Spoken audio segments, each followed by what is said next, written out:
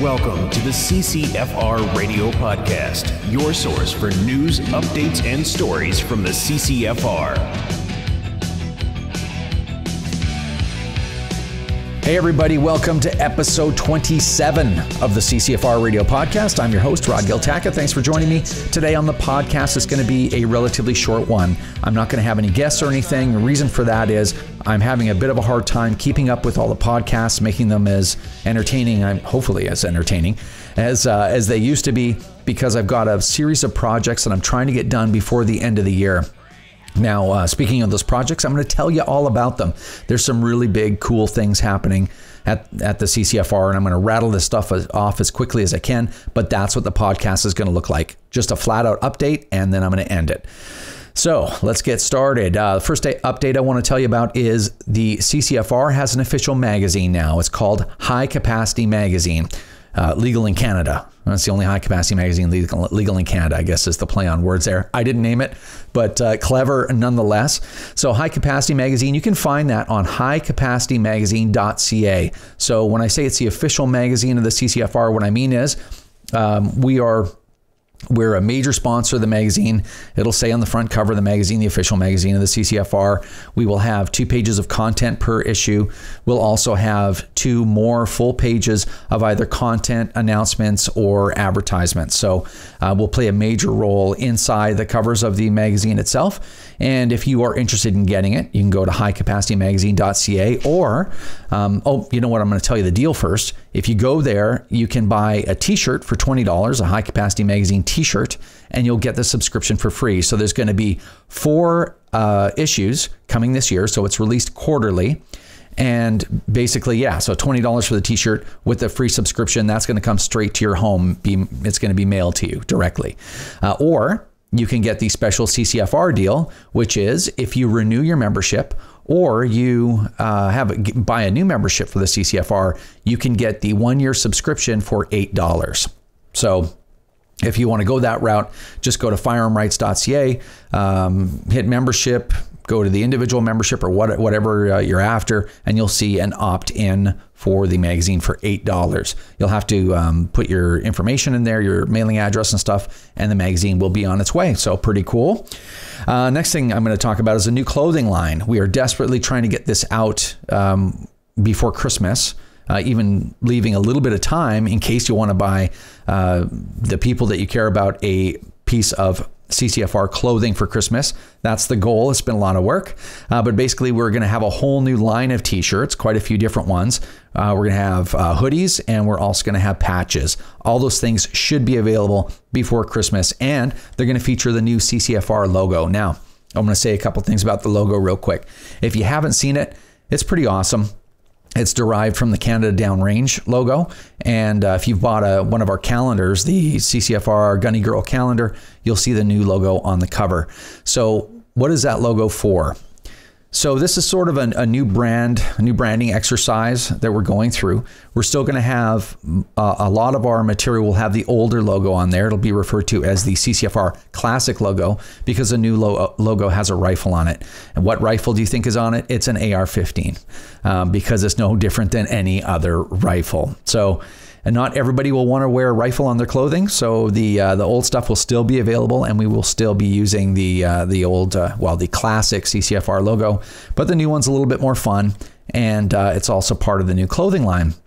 Now, another part of the new clothing line is a trademarked slogan, and basically it goes like this: firearm rights are human rights, and then our web address. So altogether it would be firearm rights are human rights, firearmrights.ca. And the slogan itself, I think, is pretty cool. Again, there's an AR-15 involved in it, and it's just going to be a really cool T-shirt. And it's something that we really want to spread around. It's the ideology I think that most gun owners subscribe to, which is if I'm not hurting anyone with what I'm doing, then I shouldn't be. The law shouldn't be being leveraged against me. So I personally believe that firearm rights are human rights. But again, that's just me. So new clothing line, we'll make a big announcement when it's ready, but I'm hoping within 2 or 3 weeks of you hearing this, we'll be up and running and you can order the stuff. Patches are pretty cool too. Next thing, a TV show update. So there's been a delay in the TV show. Apparently, I'm told that's not unusual in television. But the delay, if everything goes well, and I'll know probably within the next 10 days whether this is going to happen or not, but the hard premiere date is going to be in the first week of February, first or second week in February, because I think the second full week is the week of February the 4th. I'm just trying to remember from the last time I looked at the calendar. So that's the deal. And as hard as that is for me to accept, because I'm all about the schedule, I just have to. I have no choice. So we've done everything that we could to keep the TV show on schedule, and we put a lot of extra work into it to try to get it on schedule, but it's just not going to happen. So anyway, that's the update of that. I wish it were better news. But there still will be a TV show, and I'm hoping it's going to be even better than it was. So that's where we are. Second week of February, or first week, whatever, first full week of February, I think is the best way to phrase it. That's when the TV show is coming. But I will give you a further update on that, because within the next 10 days or so, like I said, I'll know definitely whether that date's going to be made or not. So there'll be more to hear about that. Next thing, it's not my project, but as I mentioned, the CCFR Gunny Girl calendar is out now. If you're not familiar with what that calendar is, it's not just a calendar. Obviously, all the money goes to the CCFR women's program. And so it's a fundraiser, and it's a calendar, and there's real women that shoot real guns, and it's a tasteful calendar. It's nothing, it's nothing X-rated or anything. But basically the purpose of the calendar is not only a fundraiser, but it's also a lottery ticket. So when you buy that calendar, basically there's a draw. I don't know what the frequency is, but I'm going to say, for sake of argument, 2 draws a month, something like that, or a draw every 3 weeks or whatever. Basically on the back of this calendar, there's a number. You go to the website for the calendar, you register your number, and you're registered in every single draw that happens all year long, like 2 a month or something. Again, you're going to have to verify that for yourself, because it's not my project, and I don't even really know where the website is. I think you just go to the store and buy a calendar, and you'll probably know all of that stuff. I haven't bought one yet. But nonetheless, those calendars, I think, are out now. So, and apparently they're pretty cool. So I haven't seen it yet, but I have faith.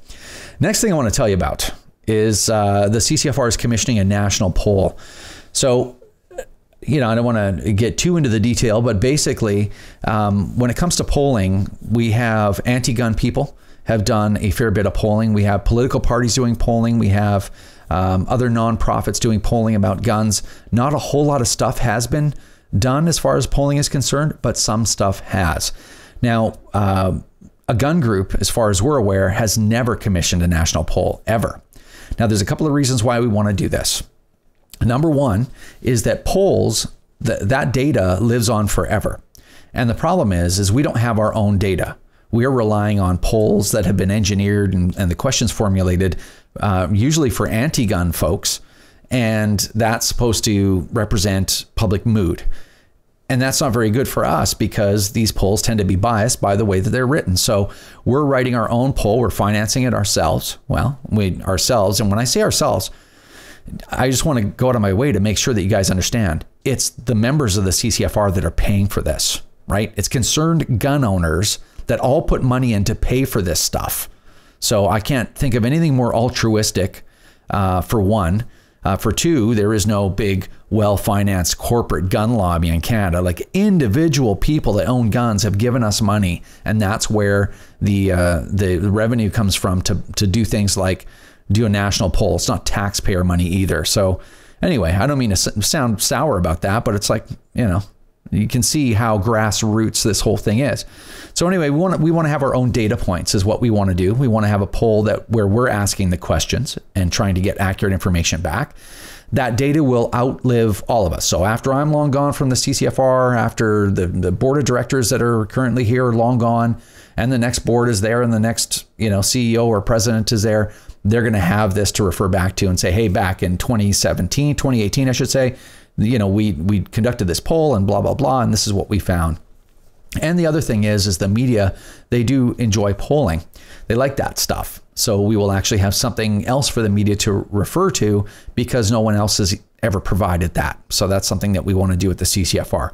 So it'll be a fairly extensive poll. We have, we're not going to be using, we're going to use a national polling organization. We're not going to be using, we're not doing it ourselves, or it be some kind of email thing or on a website, go there. We're actually going to be paying for humans to call humans, asking for the answers to these questions. So not cheap, but I think it's going to be worth it. So that's pretty exciting. And there's something that we're trying to establish with this poll. And I'm hoping that the answers we get back will clearly establish what our thesis is here. So last piece of this whole thing is, now when these projects are complete, we want to get back to doing political videos and explainers and stuff like that. So if you're not familiar with how the CCFR works, basically we have a list of projects that we want to accomplish throughout the span of a year. We figure out whether we have the money to do these things, and then we launch these projects. Now there's a lot more going on, actually a lot more projects than this, but these are the outward facing ones. So there's a lot of inward facing projects that we're doing. Some are top secret. I'm sure that some people will find out what they are soon enough. But they're a little bit more inward facing, within the community kind of thing.